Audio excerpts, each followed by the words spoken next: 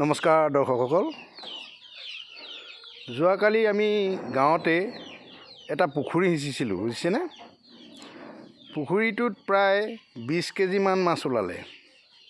তাকে বহুত দিন ঘৰৰ কাম বন আজৰি নোহোৱা ক্ষেত্ৰত ভিডিঅ' দিব পৰা নাই।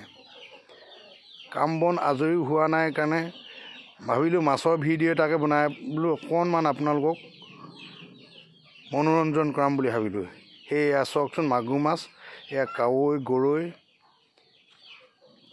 পুঠি, খলিহনাকে প্ৰায় 20 কেজিমান মাছ ওলালে। তাৰে 15 ভাগ কৰিলোঁ। এয়া চাওক, 15 ভাগমান কৰিছোঁ, দেখিছেনে?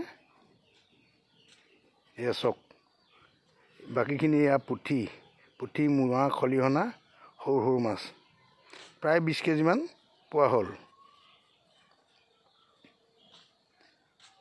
ধন্যবাদ।